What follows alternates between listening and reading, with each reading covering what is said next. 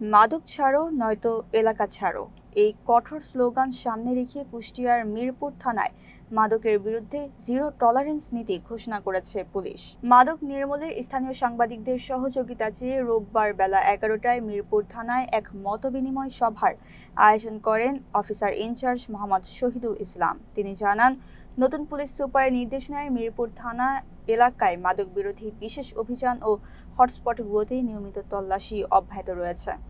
তবে officer in charge অভিযোগ করে বলেন, মাদকের বিরুদ্ধে পুলিশের এই কঠোর অবস্থানকে প্রশ্নবিদ্ধ করতে একটি স্বার্থান্বেষী মহল উদ্দেশ্য প্রণোদিতভাবে অপপ্রচার চালাচ্ছে। মাদকের গডফাদারদের ধরতে চ্যালেঞ্জ ছুড়ে দিয়ে পুলিশ প্রশাসন জানায়, যে কোনো মূল্যে সমাজ থেকে মাদক নির্মূল করতে তারা বদ্ধপরিকর এবং এই ক্ষেত্রে কোনো ছাড় দেয়া হবে না।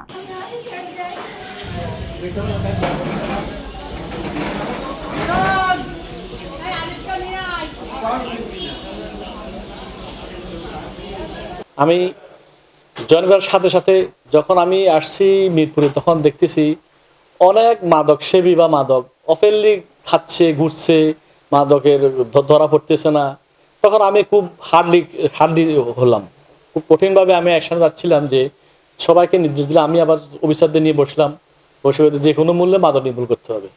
তখন আমি প্রথম থেকে খাওয়া পার্টি যেগুলো খাচ্ছে তাদেরকে গণগ্রেপ্তার করা আরম্ভ দিলাম। যে যেখানে বলছে তাদেরকে গ্রেপ্তার করে আইনের সুবদ্ধ, তাদেরকে যদি মোবাইল কোর্টের মাধ্যমে হলে মোবাইল কোর্টে, যদি নিয়মিত মামলা নেওয়ার পর নিয়মিত মামলা নিয়েছি। আমি প্রায় 7 মাসে প্রায় 200-র উপরে মাদক সেবী, মাদক ব্যবসায়ী আমি গ্রেপ্তার করি, আদালতে এবং জেল হাজতে প্রেরণ করি। এখনো অনেক মাদক ব্যবসায়ী সেবী এখনো ঘুরতেছে বলতে পলাতক। মানে এখন আপনারা এখন যাই এলাকা যে দেখবেন, আগে যেভাবে 7 মাস আগে মাদক সেবী, মাদক ব্যবসায়ীরা ওপেনলি ঘুরতো, তারা এখন বাড়িতেই নাই। তারা তখন বাড়িঘর ছেড়ে তালা মেরে চলে গেছে। কিন্তু এর মধ্যে ভিতরে কিছু মাদক ব্যবসায়ী আছে, সেবনকারীরা এখন দৌড়ের মধ্যে আছে। এখন যদি আমি কারোর মাদক সেবী ধরি, সবাই বলে যে আপনার ভয় আমরা এলাকা ছেড়ে দিছি, আমাদেরকে এখন দূর থেকে ধরে নিয়ে আসছে। আমার কথা হচ্ছে যে যেখানে পাবো আমি তাকে আমি মাদক সেবীকে ধরবো। এখন এখানে আবার যে তদবির করতে আসছিল, আমি তদবিরকারীকেও আইনের আওতা নিয়ে আসছি।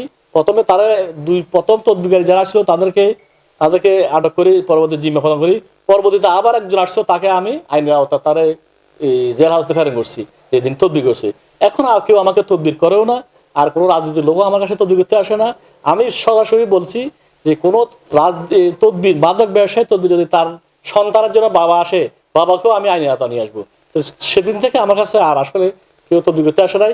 আর আমাকে এই কাজে সবচেয়ে সহযোগিতা করছে আমার মাননীয় পুলিশ সুপার মহোদয় জনাব জসিমউদ্দিন পিপিএন স্যার, আর আমার সামনে যে সাংবাদিক ভাইরা আছেন তারা আমাকে যথেষ্ট সহযোগিতা করছে। তাদের সহযোগিতা, এরা আমার স্থানীয় লোকজনের সহযোগিতা আর আমাদের পুলিশ সুপার মহোদয়ের কঠোর নির্দেশনা, আমি এই মাদক নির্মূল করতে অনেকটা সফলতা হয়েছি।